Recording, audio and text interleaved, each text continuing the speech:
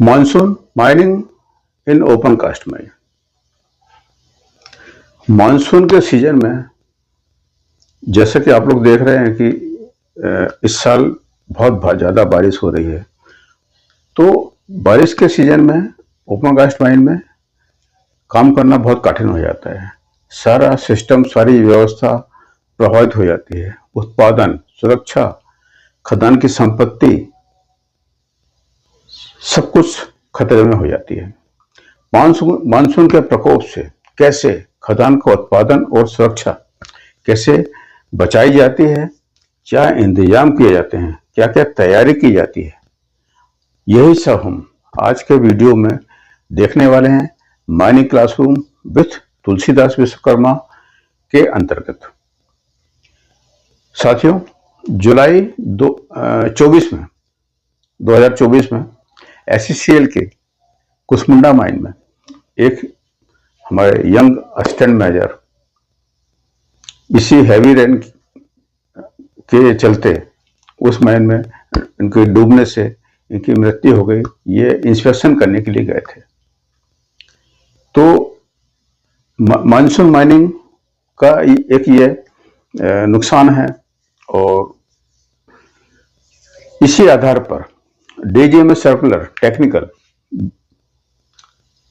Number 2 22 मई 2024 को अभी DGMS ने निकाला है, और इफेक्टिव इम्प्लीमेंटेशन ऑफ CMR 2017 के रेगुलेशन नंबर 149, 150 एंड 150 और MMR के रेगुलेशन 127 और 128 को और उससे जुड़े हुए सारे सर्कुलर जो इस बिहाफ में इस रिगार्डिंग इशू किए गए हैं, और कोर्ट ऑफ इंक्वायरी की रिकमेंडेशन को लागू करने के लिए स्ट्रिक्टली DGMS ने कहा है। तो सबसे पहले हम लोग देखते हैं कि मानसून माइनिंग में क्या क्या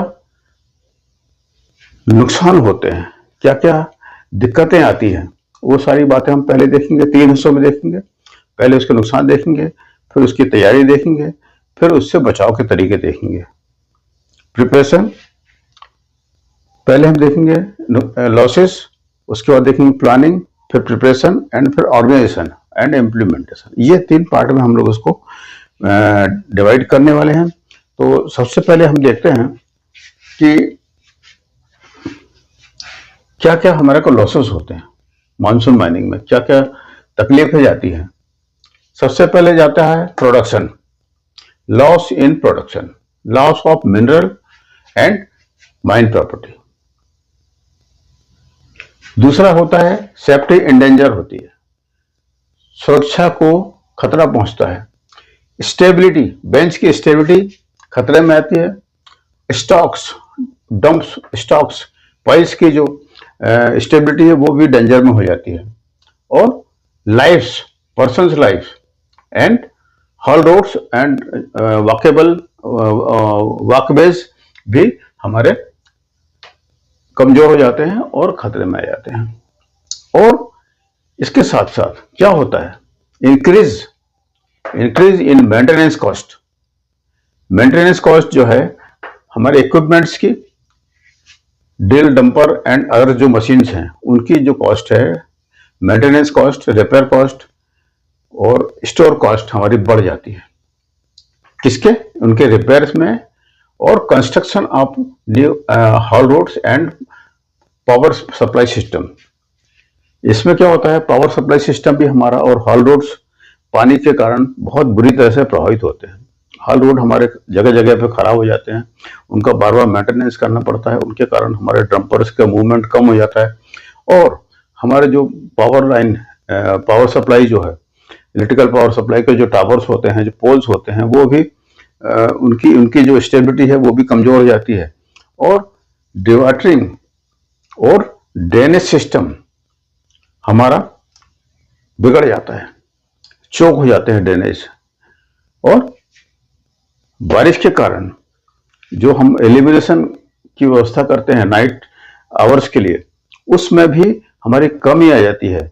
उसी वाटेज का लाइट, उसी कैंडल का लाइट, कैंडल पावर का लाइट, उसी बारिश के सीजन में उसका रिफ्रैक्शन कम होने से उसकी इल्यूमिनेशन कम हो जाती है और इसलिए हमको विजिबिलिटी हमारी कम हो जाती है। और रेनी सीजन के कारण एब्सेंटिज्म बढ़ जाती है, एब्सेंटिज्म बढ़ जाती है, वर्कर्स माइन तक पहुंच नहीं पाते हैं और कम्युनिकेशन सिस्टम भी हमारे फेल हो जाते हैं। कम्युनिकेशन नेटवर्क जो है हमारा वो भी हमारा डिस्टर्ब हो जाता है और मॉनिटरिंग और सुपरविजन भी हमारा थोड़ा कठिन हो जाता है। हम इसको अच्छे से मॉनिटर नहीं कर पाते हैं अदर वेदर की तुलना में और फ्लडिंग का चांसेस बढ़ जाता है माइंस में, फ्लडिंग और कॉस्ट ऑफ प्रोडक्शन बढ़ जाती है।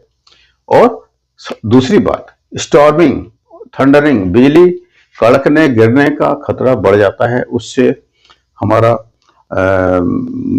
आदमियों को भी नुकसान हो सकता है, मशीनों पे भी बिजली गिर सकती है तो उस पर भी नुकसान हो सकता है। तो ये हमारे लॉसेस, इमेजिनरी लॉसेस जो जनरली होते हैं। अब उसके लिए क्या करते हैं, इन सब से डील करने के लिए कैसे करते हैं? सबसे पहले करते हैं प्लानिंग। प्लानिंग कैसे करते हैं? On the basis of the following information. सबसे पहले इंफॉर्मेशन कलेक्ट की जाती है, किसके बारे में? माइन की location, position of mine, mine की क्या लोकेशन है, किस पोजीशन में है, क्या कंटूर्स हैं, किस किस टाइप का सराउंडिंग्स, जियोग्राफी किस टाइप की है, क्रैक्स ब्रेक्स हैं क्या, अगर हैं तो उनको भी ध्यान में रखा जाएगा। और वेदर रिपोर्ट वहां की, उस एरिया की, उस जगह की। जैसे चेरापूंजी में माइन है तो चेरापूंजी में तो साल के 6 महीने से ज्यादा बारिश होती रहती है, तो उस टाइप के वेदर रिपोर्ट्स को हमको इकट्ठा करके उसको डील करना, अगर हमारे पास इन्फॉर्मेशन सही रहेगी तो हम उसको अच्छे से डील कर पाएंगे। वेदर रिपोर्ट्स, रेनफॉल किस टाइप का है, रेनफॉल का पैटर्न क्या है, और ground behaviour in rainy season, और हमारे रॉक का बिहेवियर और ग्राउंड का बिहेवियर रेनी सीजन में किस टाइप का हो जाता है, किस टाइप की क्ले है, और geological information of surrounding water bodies, अगर आसपास के डैम, पॉन्ड्स, तालाब और बंड्स अगर हैं तो उनकी क्या पोजीशन है, उनका किस टाइप का काम करने का तरीका है, उसकी इंफॉर्मेशन भी हमको लेनी पड़ती है। और पास्ट एक्सपीरियंस, पिछले अनुभव को भी हमको ध्यान में देना पड़ता है। और उन सबको लेकर रिस्क को हम रिस्क असेसमेंट भी की जाती है। रिस्क को असेस करना है कि कितनी रिस्क हो सकती है, उसको हमको कैसे डील करना है। अब आता है सेकंड पार्ट, प्लानिंग, प्रिपरेशन। तो हम क्या करते हैं, उसको डील करने के लिए प्रिपरेशन करते हैं। क्या करते हैं, माइन की सराउंडिंग्स की ड्रेनेज और ट्रेंच अराउंड द माइन, उसको हम लोग क्लीन करते हैं, गहरा करते हैं और डाइवर्ट करते हैं जो रिक्वायरमेंट होगी उसके हिसाब से। हॉल रोड्स का मेंटेनेंस करते हैं, वॉकवेज को मेंटेन करते हैं, और बेंचेस के आसपास का जो ड्रेनेज है या चैनल है, वाटर चैनल, उसको करते हैं और उसकी डीपनिंग और क्लीनिंग करते हैं एज पर रिक्वायरमेंट। सम्प्स की को डीपनिंग करते हैं, क्लीनिंग करते हैं, और इंटरमीडिएट सम्प्स अगर जरूरत है, मेक ऑफ वाटर को पहले एस्टिमेट कर लेते हैं, उसके हिसाब से अगर किस टाइप के सम्प हमको लगेंगे और हमारा क्या हैंडलिंग रहेगी, हम कैसे पानी को डील करेंगे, वो सब को हम उसको तैयारी करते हैं। और अगर जरूरत है तो इंटरमीडिएट सम्प बनाते हैं। Maintenance of pumps, standby pumps, pontoon pumps, power supply backup system, power supply का बैकअप सिस्टम भी हम तैयार रखते हैं। हाल रोड्स की रिपेयर की टीम बनाते हैं अलग से। रेस्क्यू सेंटर से क्लोज लाइजनिंग हम बना के रखते हैं, और close liaisoning with metrological department of and local authority, उनसे भी हम अपने संबंध अच्छे से बना के रखते हैं, उनके संपर्क में रहते हैं, ताकि हम लोग जो है हैवी रेनफॉल या वाटर जो डिस्चार्ज करते हैं डैम्स में ओवरफ्लो होने पर, वो उसकी जानकारी हमको समय के पहले मिल जाए और हम वैसी अपनी तैयारी कर लें। with local authorities. To get alert of heavy rainfall, water discharge, frame the safe operating procedures. पंपिंग्स के लिए सेफ ऑपरेटिंग प्रोसीजर्स को भी फ्रेम करते हैं और एप्रोप्रिएट पीपीई भी प्रोवाइड करते हैं और communication system in case of failure होता है तो हमारा स्टैंड बाई कम्युनिकेशन सिस्टम क्या रहेगा, कोड ऑफ प्रैक्टिस क्या रहेगी, वो भी हम लोग तैयार करते हैं। अब क्या करते हैं, ये सब तैयारी करने के इसके लिए ऑर्गेनाइजेशन कैसे बनाते हैं, टीम बनाते हैं, team formation, stand by members उसमें रखे जाते हैं एब्सेंटिज्म के लिए, कंट्रोल रूम एस्टेब्लिश किया जाता है, pumping operation, maintenance, repair, responsibility के लिए भी एक टीम अलग से बनाई जाती है और इन सारे ग्रुप्स के बीच में कोऑर्डिनेशन और कम्युनिकेशन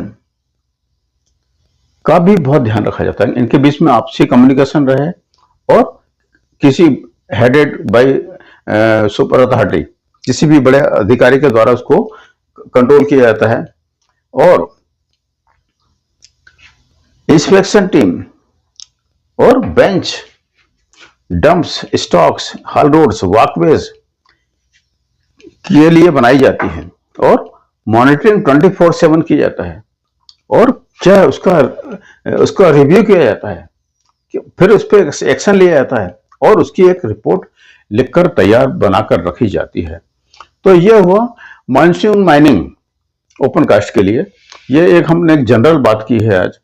अगली बार हम इसको मानसून प्रिपरेशन का क्या क्या तरीका होता है, पूरा कंप्लीट जो एक पूरी तैयारी करती है माइन लेवल में आईएसओ के गाइडेंस के हिसाब से, वो सारी बातें भी देखेंगे। अगर वीडियो आपको अच्छा लगा हो तो धन्यवाद देखने के लिए और इसको सब तक और पहुंचाएं जिनको जरूरत है एग्जामिनेशन पर्पस के लिए। आपको देखने के लिए बहुत बहुत धन्यवाद।